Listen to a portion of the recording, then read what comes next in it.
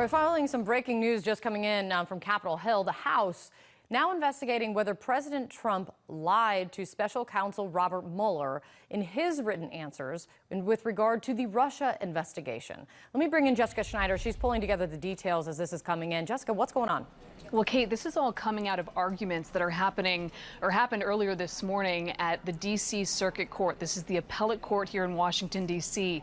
And it really does point to the potentially broadening scope of this impeachment inquiry. So the general counsel for the House of Representatives went before the court, and they are arguing to get even more information from the Mueller investigation. They want specifically the information that was given to the grand jury. But in making this argument to the judge, the House general counsel really making a significant statement here, saying that the House of Representatives is now investigating whether President Trump lied to special counsel Robert Mueller when they told Robert Mueller in written answers that were submitted, I think, just about a year ago about the extent of the president's knowledge about WikiLeaks. So the House of Representatives now investigating whether the president lied in those written answers to Robert Mueller. Now, you'll remember that this is all coming out in the wake of Roger Stone being found guilty last week on 7 counts, including lying to Congress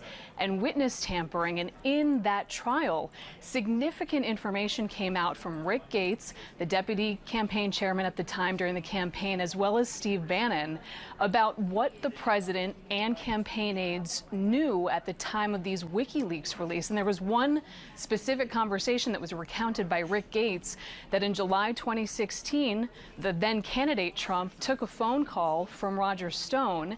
And when he got off the phone call, the president apparently said that he indicated more information would be coming from WikiLeaks. So this is all something that the House of Representatives, Kate, now wants to know more about so they can determine if, in fact, the president potentially lied on his written answers about what he knew about WikiLeaks to Robert Mueller, the special counsel. So a lot of this unfolding in really rapid succession, and also seeing how things are playing against each other. We saw the Roger Stone trial, but now it turns out that that trial and what's come out from it could really factor into this potentially broadening impeachment inquiry. There has never been a disgrace like what's going on right now. So you know what? I have the right to speak. I have freedom of speech, just as other people do. But they've taken away the Republicans' rights. And I watched today as certain very talented people wanted to ask questions, and they weren't even allowed to ask questions. Republicans, they weren't allowed to ask questions. It's a very sad thing. Sir, with your freedom, go ahead. Sir, with your freedom, sir, with your freedom, were you trying to intimidate Ambassador Yovanovitch? I just want to have I want freedom of speech. That's a political process. The Republicans have been treated very badly, and I watched a little bit of it today. I wasn't able to yesterday because we had the president of Turkey here, and I wasn't able to watch much. I watched some of it this morning. I thought it was a disgrace. CNN has confirmed that Kurt Volker, President Trump's Ukraine diplomat, who's mentioned in the whistleblower complaint, has now suddenly resigned. We're joined by the former Republican chairman of the House Intelligence Committee, Mike Rogers. He's a CNN national security commentator. Mike, thanks so much for joining us. So give me your quick reaction. How significant is this resignation? Is it another admission of some potential wrongdoing? I would be cautious not to say it was an admission of wrongdoing other than, hey, this thing is getting messy. I've got other work to do. He was Volker was a former ambassador to NATO, so he has experience.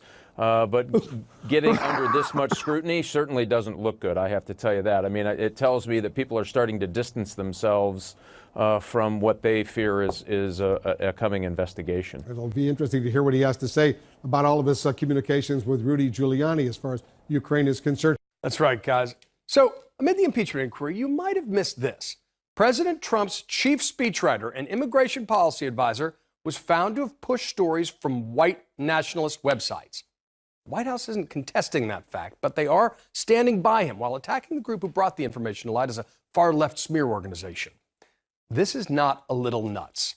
I'm talking, of course, about Stephen Miller. He intensely defends the president's immigration policy and rejects the idea that the administration has ever dabbled in racist rhetoric. I think the term racist, Chris, has become a label simply to try to silence and punish and suppress people they disagree with. But in a boatload of emails from 2015, just before joining the Trump campaign, Mueller emailed the right-wing website Breitbart some 900 times, obsessively trying to influence their immigration coverage by sending articles by white nationalist sites like VDare and American Renaissance, which are dedicated to making America white again. Emails leaked to the Southern Poverty Law Center's Michael Edison Hayden by a former Breitbart editor named Katie McHugh, who herself was fired after making anti-Muslim remarks and now was working to expose members of the far right. Now, according to emails reviewed by Hate Watch, Mueller's fixated on crimes committed by non-whites, was upset about the removal of Confederate flags after the Charleston AME massacre, invoked the Great Replacement conspiracy theory that implies whites are being pushed out by minorities, and pushed a racist novel that features the murderous rape of white women at the hands of refugees. As Edison writes, quote, Mueller touches solely on the perspective of severely limiting or ending non-white immigration. Hate Watch, he says, was unable to find any examples of Mueller writing sympathetically or even in neutral tones about any person who is non-white or foreign-born. Now, keep in mind that at that time, his boss was Jefferson Beauregard Sessions, chairman of the Senate Subcommittee on Border Security and Immigration. And Mueller soon became senior policy advisor to the Trump campaign.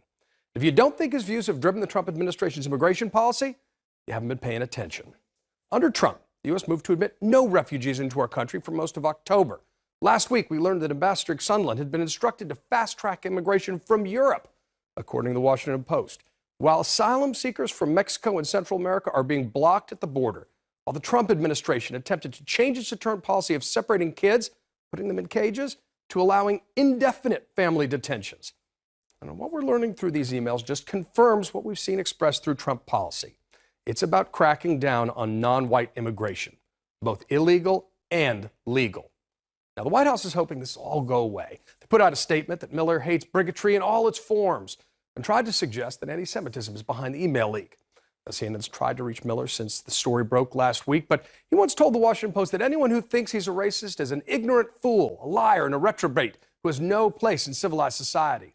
But this is evidence in Stephen Miller's own words that white nationalist sites have inspired the president's chief speechwriter and may be driving America's immigration policy in the Trump era. And that's your reality check. The former Secretary of State, Rex Tillerson, was asked about President Trump's attempting to shake down Ukraine. Listen to what he said.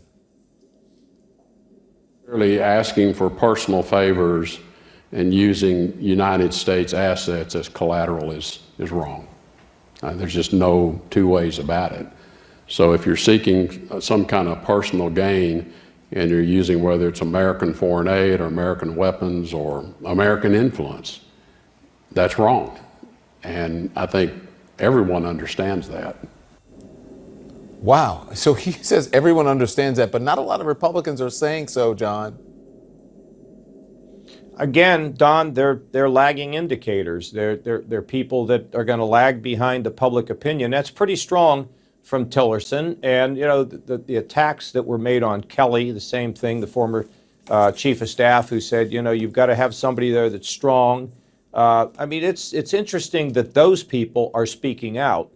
And then I heard today that the Secretary of State, who I've never met, I don't know him, but refused to sort of directly say that his people are doing a great job in the State Department, kind of defers. I mean, it's, you know, I have a hard time with that, Don. I try to put myself in a position like that and think about what would I do? It's easy to be up in the stands, but look, I wouldn't have gone in the administration under any set of circumstances. So if you're in there and you see these things that are happening and you know that they're wrong, why do you keep hanging around? You know, it's just, why do you keep hanging around there? I don't know. And give these people credit who have gone to testify. You know, they put their necks on the line. They deserve a lot of credit. Bombastic, blonde, one of Brexit's big backers.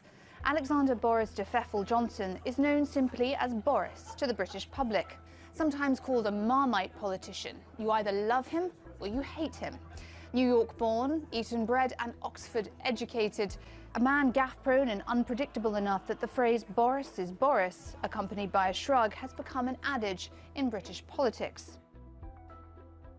Born into a political family, Eurosceptic Johnson spent some of his childhood in Brussels, where he'd later work as a journalist, making a career out of criticising EU rules and regulations.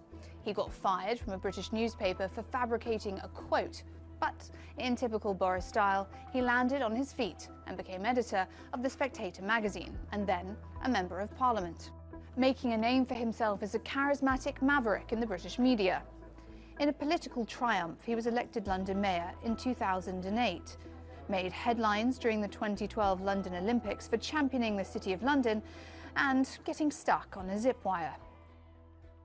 Boris Johnson has been referred to as the closest thing Britain has to President Trump because of his populist tone, controversial anti-immigrant rhetoric, likening Muslim women wearing the burqa to letterboxes, and cultural faux pas as Foreign Secretary, including reciting colonial-era poems on trips to territories of the former British Empire. Donald Trump has called him a friend and supported his run for Prime Minister. Boris Johnson, I think, would be a great prime minister. Not short of ambition, Johnson's sister recalled how as a child he wanted to be world king. He's steeped himself in the ancient heroes of the past and those closer to home, writing a book on his political inspiration, Winston Churchill. His ambition for the top job in Westminster has been the worst-kept secret in British politics. After a rocky leadership campaign marred by chaos in his personal life and accusations of avoiding proper media scrutiny, Boris Johnson beat his rival Jeremy Hunt to replace Theresa May. It will face the same problems as May did: a hung parliament, Brexit deadlock, and a divided country and party. His supporters hope by sheer force of personality and a tougher negotiating stance with the EU that he will succeed where others have failed.